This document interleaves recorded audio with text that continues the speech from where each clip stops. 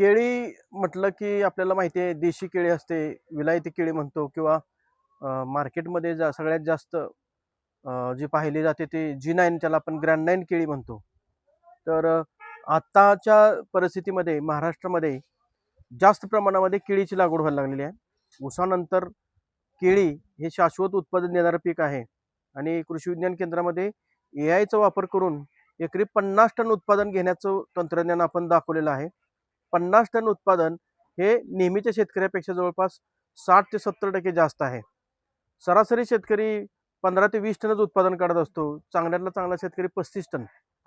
आणि त्याच्यामध्ये वेगवेगळं नाविन्यपूर्णता यावी या दृष्टीने आपण कृषी विज्ञान केंद्र बारामतीमध्ये येत्या 17 ते 24 जानेवारीला प्रदर्शनमध्ये आपण वेगवेगळ्या रंगांच्या केळी दाखवलेल्या आहेत की ज्याच्यामध्ये आपण लाल रंगाची केळी, निळ्या रंगाची केळी, देशी केळी ज्याला यलाकी म्हणतात, दक्षिण भारतामध्ये जास्त प्रमाणामध्ये जी केळी खाल्ली जाते ती यलाकीवान, त्याचं पण आपण इथं डेमॉन्स्ट्रेशन घेतलेलं आहे. आणि त्याच्याबरोबर ग्रँड 9 ही आपली नेहमीची जी एक्सपोर्ट क्वालिटीची केळी आहे ह्या सर्व व्हरायटी आपण प्रदर्शनामध्ये दाखवलेल्या आहेत.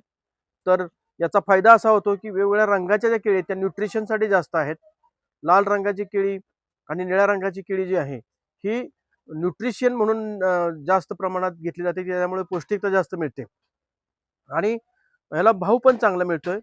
आपल्या भारतीय मार्केटमध्ये 55 ते 60 रुपये किलो प्रति 1 किलो याप्रमाणे ही केळी मार्केटला जाते.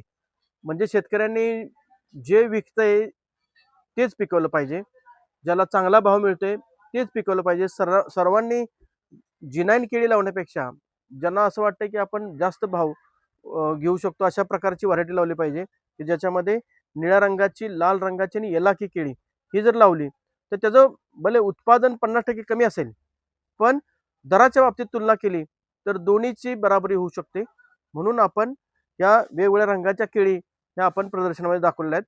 तर येत्या 17 ते 24 जानेवारीला सर्व शेतकरी बांधवांना आवाहन करतो की आपण या ठिकाणी या आणि या केळीचं प्रत्यक्ष डोळ्यांनी पहा. धन्यवाद.